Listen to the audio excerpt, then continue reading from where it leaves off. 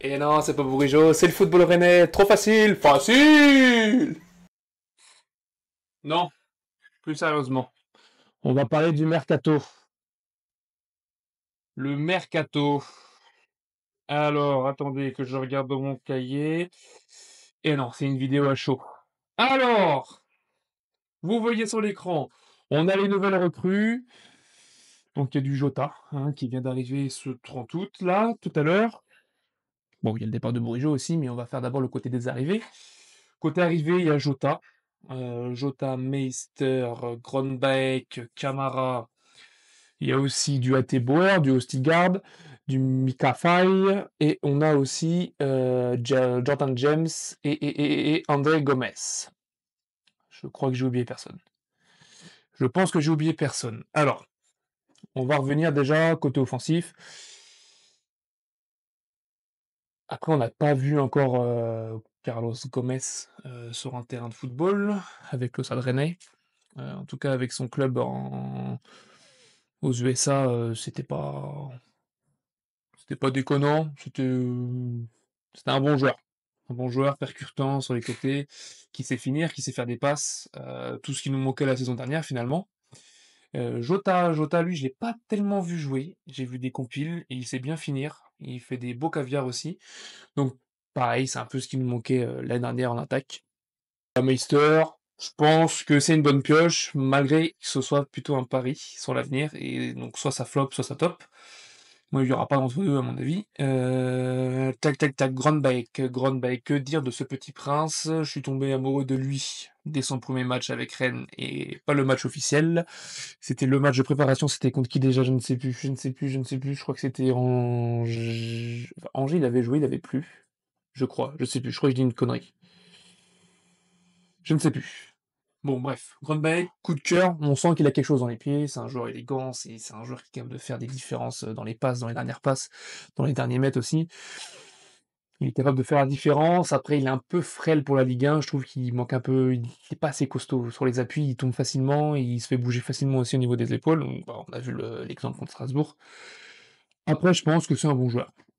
Je pense que tout le Roison Park a vu la même chose que moi. Même que tous les supporters rennais, finalement, a vu la même chose que moi. Albert Grönbeek, on sent que c'est un joueur frisson. On sent que c'est un joueur qui peut apporter beaucoup à l'effectif de Rennes. En tout cas, en 10 ou en soutien d'un buteur, je pense que ça peut être une très très très bonne recrue. Il va y avoir Camara. Camara, je l'appelle un peu le N'Golo Kanté du pauvre, sans que ce soit dégradant. Camara, contre Lyon en tout cas, peut-être moins contre Strasbourg, mais contre Lyon, j'ai eu des flashbacks de N'Golo Kanté. Bon, je rajoute un petit peu, là le côté optimiste il part un peu, mais Glenn Camara, très très fort. Récupération de ballon, il court partout, il est jamais fatigué, il peut faire 90 minutes et sprinter dans tous les sens. Je pense que ça va être un atout utile pour Rennes, surtout contre les équipes en transition, puisqu'il sait très bien se placer, donc il sait très bien couper les lignes de passe. Moi j'aime beaucoup Glenn Camara, sous-côté ou sur-côté, je sais pas, je m'en fous un peu. Tout ce que je sais, c'est qu'il va apporter à l'équipe, et donc je suis content. Après, il y a le petit A.T. Bauer, on va se focus sur le petit A.T. Bauer, ou Atebourg. Lui, c'est plus un genre de. Je sais pas si ça va être un joueur vraiment titulaire. Est-ce que il va être là pour encadrer Assignon? En tout cas, Ateboer, j'adore. J'adore. Que ce soit contre Strasbourg ou contre Lyon, Ateboer, il m'a fait une bonne impression. Voilà. Ça faisait un an et demi qu'on n'avait pas vu des tacles aussi propres par un défenseur à Rennes. Donc très très content de sa venue. En plus 3 millions. Après, il a plus de 30 ans. Mais 3 millions pour le champion d'Europe, du coup d'Europe League, euh, contre les Leverkusen en plus, si je dis pas de bêtises. C'est une bonne pioche, que ce soit en rotation pour le vestiaire ou pour encadrer Assignon ou juste pour jouer, pour moi, il va faire l'affaire. Il va faire l'affaire. Bon. Maintenant, on va passer à Léo Stigward. Alors, que dire? Que dire de lui, à part qu'il m'a impressionné lors de son premier match, je ne sais pas, mais lorsqu'il était avec nous en match amical contre la Real Sociedad. Il m'avait vachement impressionné, athlétiquement, dans les duels. Les relances, hein, les supporters de Naples disaient que dans les relances, il n'était pas terrible, bah, moi je suis pas tellement d'accord avec ça, parce que, finalement, je le trouve pas si pire que ça. Alors bien sûr, c'est pas un Ramos prime, c'est pas voilà. Mais c'est un bon joueur de Ligue 1 qui va s'y faire parce qu'il est costaud. Il est costaud, donc dans les duels, il va manger les attaquants. Je pense par contre, seul hic, sa vitesse, il est pas très rapide. On l'a vu notamment contre Mikotadze un petit peu, il prenait un peu de vitesse. Donc j'attends de voir contre les gros clubs, contre les gros attaquants. Mais Østigard, je pense que ça peut être un bon défenseur s'il est bien entouré. Alors, le problème, je dis bien le hic, c'est qu'il est entouré de Christopher Wu ou de Mika Faye. Alors, Mika Faye, je l'ai jamais vu jouer, je vais pas en parler plus que ça. De ce qu'en disent les supporters barcelonais, c'est une grosse pépite, gros potentiel. Après, je l'ai jamais vu jouer, donc je vais pas en parler. De- Je sais pas s'il est rapide, j'en sais rien. Mais en tout cas, s'il est rapide, ça pourra combler les lacunes au niveau de la vitesse pour Østigard. Après, Mika Faye, je connais pas plus que ça, donc je pourrais pas vous dire. Mais ce qui paraît le profil est intéressant. Voilà. Le seul truc qui m'embête, c'est la clause de rachat de 30 millions, 25 millions, je ne sais plus. Donc ça veut dire que s'il fait une bonne saison avec nous, bah on peut lui dire ciao, quoi. Donc ça me les brise un petit peu. En termes d'arrivée, il y a aussi eu Amada, un milieu de terrain défensif. Je connais pas plus que ça, donc je vais pas non plus en parler. On attend de voir, mais à ce qui paraît, c'est un bon coup. J'ai demandé à des copains s'ils le connaissaient de nom. Certains m'ont dit qu'il était qu'il avait un très gros potentiel, mais la même chose, c'est que c'est un prêt d'un an. Donc, dans tous les cas, en tant que supporter, on peut pas s'attacher aux joueurs. Et ça m'embête fortement parce que moi, quand je reviens, j'aime m'y attacher. Exemple de Bourigeaud. Bourigeaud, voilà, pas de la deuxième saison, j'y étais attaché. Et on sait ce qu'il a fait avec le Stade Rennais. Et on le remercie d'ailleurs. Il y a eu des départs dans ce mercato. Il y a eu beaucoup de départs.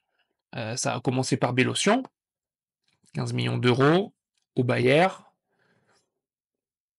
Un peu déçu de son départ, personnellement. Je pensais qu'il serait resté encore une année ou deux, qu'il se serait développé avec nous. Après, quant à le Bayer Leverkusen, je pense que c'est compliqué de refuser. Après, je trouve que c'est un peu mal vendu. 15 millions pour un jeune joueur aussi talentueux, je suis un peu déçu. Je suis un peu déçu, mais c'est que mon avis. Voilà. Ensuite, il y a eu le départ, il me semble, c'est Enzo Lefebvre. Je sais pas si je fais dans l'ordre, mais j'essaye de. Voilà, c'est une vidéo à chaud, donc c'est pas préparé, tout sort comme ça. Donc Enzo Lefebvre, très déçu. C'était un coup de cœur pour moi depuis qu'il était à Lorient. J'étais très content quand il a signé à Rennes l'année dernière. Le voir partir, ça m'a plus mis en colère que mis triste en fait. Parce que le mec, quand même, avec Rennes, on n'a pas beaucoup de souvenirs de lui, ne serait-ce que son but refusé contre Villarreal en Coupe de France, en Europa League. Donc très déçu. Pourtant, il a un potentiel. Ça se voit que ce mec, voilà, en 5 ans, s'il est bien entouré, s'il est bien développé, il y a un monde où on le retrouve en équipe de France. Voilà. Moi, je suis très en colère par rapport à son départ très précipité. Après, la Roma, ça ne se refuse pas non plus, parce que le train, il peut passer qu'une seule fois. Mais quand même, je suis agacé par son départ. Je pensais qu'il aurait fait au moins une saison pleine avant de partir. Et là, faire juste une demi-saison, à peine, parce qu'il n'a pas joué beaucoup de matchs. Je suis triste. Je suis triste. Voilà. Si eu Désiré Doué, bien évidemment, 55 millions d'euros. Je pense qu'à son âge, et c'était peut-être son rêve aussi de jouer au PSG, c'est un départ, moi, qui m'a étonnamment pas plus fait mal que ça. Après, le PSG, ça se refuse pas. Surtout quand la star est partie, quand Mbappé est parti, quand en fait toute l'équipe est partie, les grosses stars sont parties, maintenant ça va être un collectif qui va jouer, donc le choix est logique de la part de Désiré. J'aurais été déçu qu'il aille Bayern. Clairement, le PSG, je pense, c'est la meilleure solution pour lui. Et franchement, Désiré, bonne suite pour ta carrière. Et puis bientôt au Rosen Park. Impactage de Januel Bélocian au Bayern. Il y a eu un certain, je ne sais pas si vous le connaissez, un certain Martin Terrier. Donc, Martin Terrier, il est parti là-bas. Bon. J'étais un peu triste au début, un peu énervé aussi. Parce que, alors, c'est peut-être un avis où on peut me tirer dessus, mais pour moi, ok, ce Bayer-là, Leverkusen ne se refuse pas. Je suis d'accord, je suis entièrement d'accord. Il a entièrement raison d'y aller. Mais d'un côté, moi je regrette le fait qu'on a un petit peu bloqué l'arrivée d'un attaquant l'année dernière pour le laisser revenir jouer. Donc on l'a laissé revenir jouer, les performances n'étaient pas forcément là au début, il a eu une période où c'est revenu. En fait, je suis un peu triste, surtout le cœur d'un supporter qui parle et pas l'objectivité. Et je pense qu'il va apporter beaucoup de bien là-bas. Nous en tout cas, c'est un profil qui va nous manquer, parce qu'un profil qui sait garder la balle en attaque, qui sait récupérer avec la tête, qui sait faire les déviations avec la tête, qui sait jouer au foot. Alors, je dis pas qu'ils savent pas jouer au foot, mais Martin Tadic, c'était le football. On sentait que c'était le football. Ce mec, voilà, c'était le football. Il y a eu le départ de Guéladoué à Strasbourg, d'ailleurs, qui a fait un très bon match contre Rennes la semaine dernière. Franchement, j'ai été très impressionné. Ce soir, donc moi je tourne la vidéo là après le match de Lyon. Contre Lyon, il a pris un peu plus le bouillon. Hein. C'était un peu plus compliqué pour lui. Mais ça reste un joueur avec un gros potentiel pour moi. Enfin, avec un bon potentiel.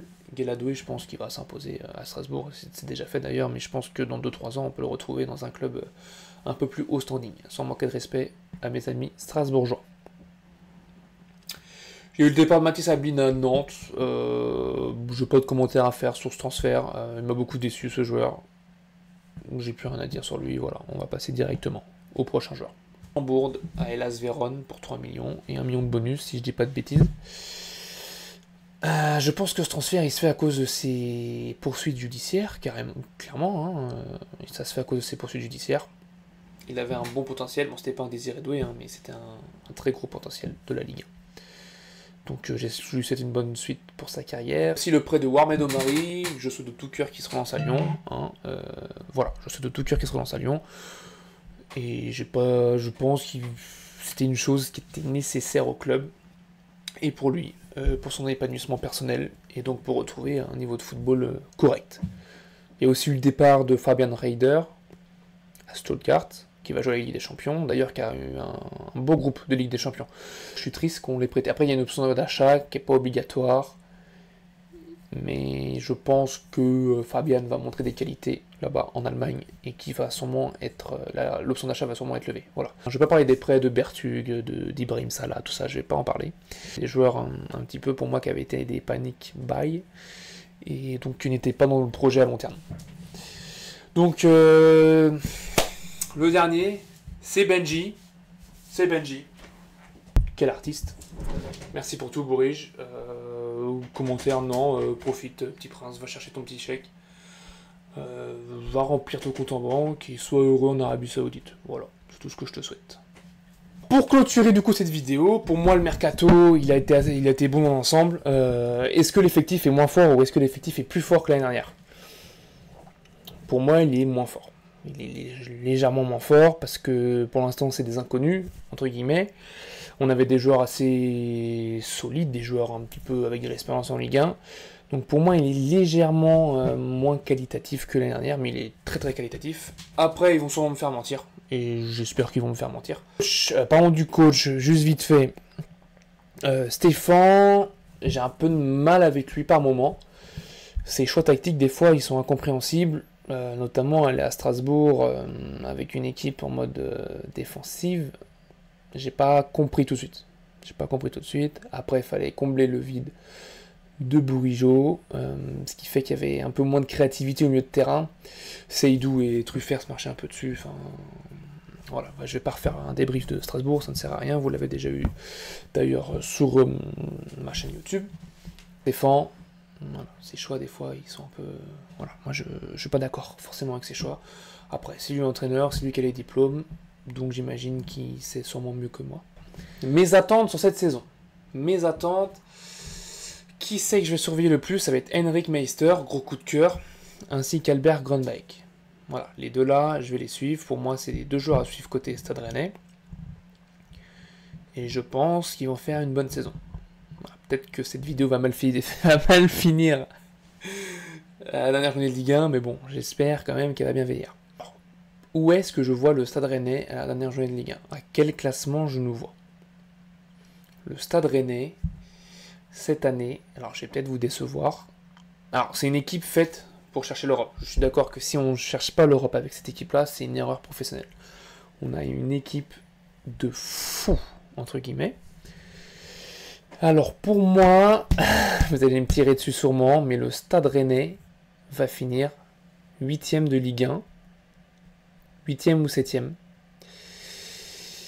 Enfin, en fait, on va en savoir plus dans 3-4 matchs. Mais à l'heure actuelle, ce qu'on a vu sur les 2 premiers matchs, même si c'est que les 2 premiers matchs, ça veut rien dire. Je pense que je réutiliserai ça au bout de 5 journées.